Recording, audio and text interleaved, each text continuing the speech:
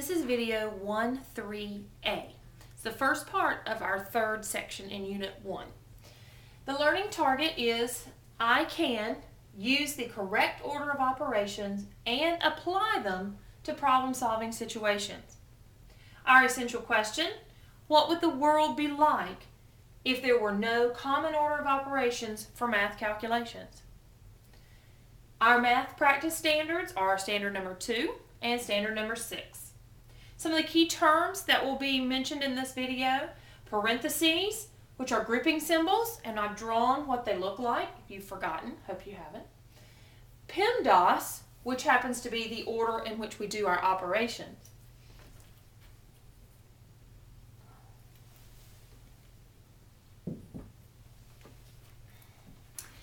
An expression, which includes only numbers and operational symbols. Notice there's no equal marks, no inequalities, none of that stuff. And simplify, which simply means to find an equivalent expression that is simpler than the original. And sometimes that could mean actually finding an answer. Let's go back to PEMDAS. This is something you should be familiar with from 5th grade. And if we look at what each letter represents, it kind of helps us guide us through what we need to do when we're solving an order of operations question.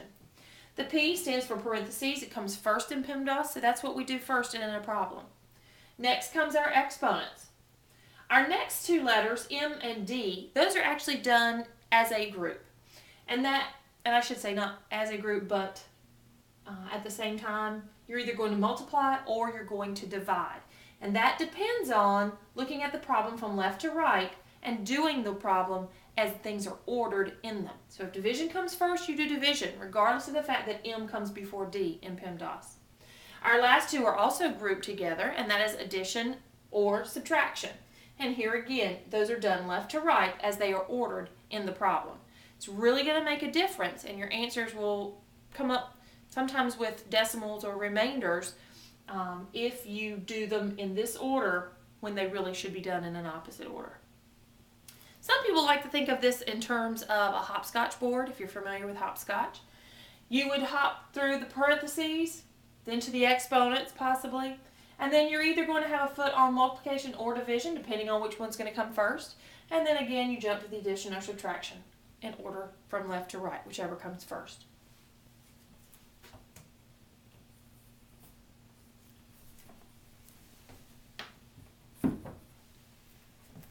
We'll look at a couple of examples, and you'll notice that I am very thorough when it comes to working out order of operations questions.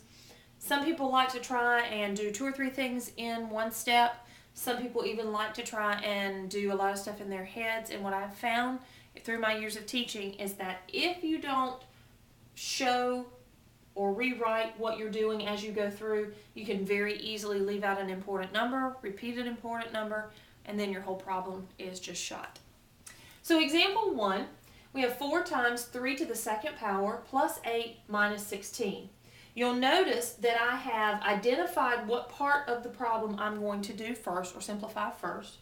I chose the exponent because there were no parentheses. Then I rewrote the problem. 4 times 9, because 3 squared is 9, plus 8 minus 16. This time I underlined the 4 times 9 because that is the next section, the M or the D. 4 times 9 is 36 plus 8 minus 16.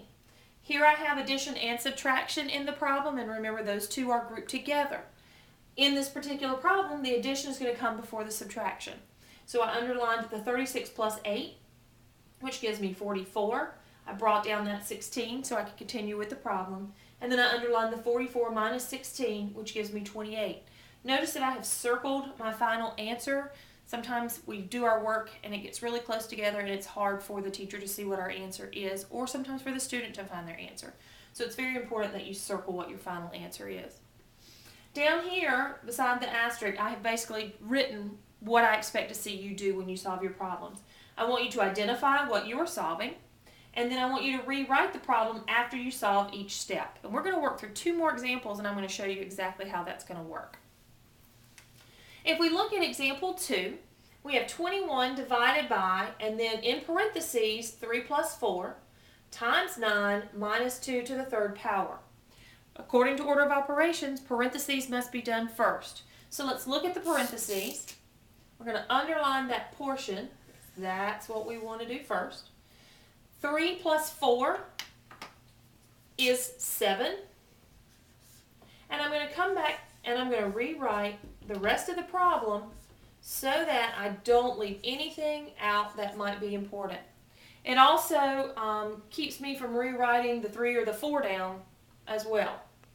The next part that I'm going to do is exponents, because we do have some exponents in this problem. Underline that. 2 to the 3rd power is 8. And then I'm going to rewrite the rest of the problem.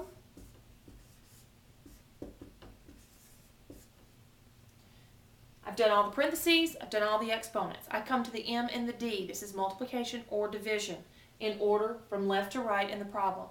I have both multiplication and division, but you can see that the division comes before the multiplication, so I've got to do that first.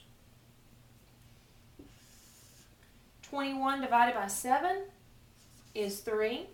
Bring down the times 9 minus 8.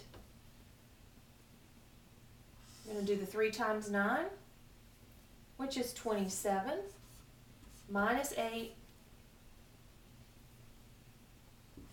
27 minus 8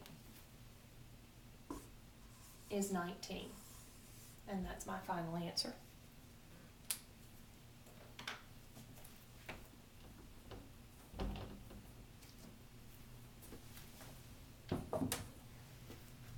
Our third and final example that we are going to look at is a combination of a lot of different things. We have parentheses, and inside the parentheses we have 2 to the 2nd power plus 18, plus 3 minus 5 times 4. Now here's what's important. According to order of operations, parentheses has to come first. Look inside the parentheses. 2 to the 2nd power plus 18.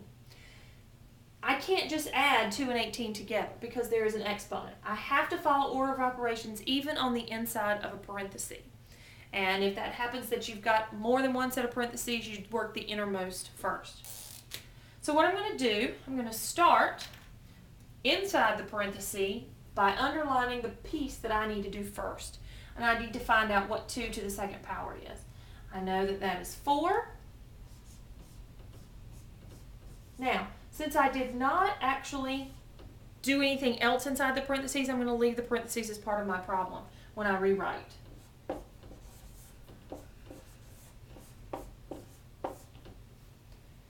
Now I'm going to actually go through and do the parentheses as I would love to have seen them to begin with. 4 plus 18 is 22, plus 3 minus 5 times 4. Next thing I'm going to do is I'm going to multiply. I have no division in this problem, so I don't have to worry about which one comes first. The only thing I have is multiplication. 5 times 4 is 20.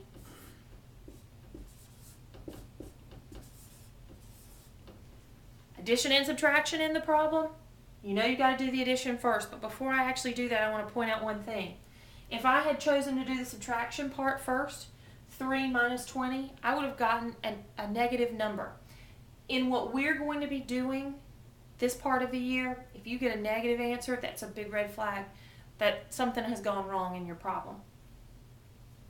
I'm going to do the 22 plus 3 first, which gives me 25 minus 20.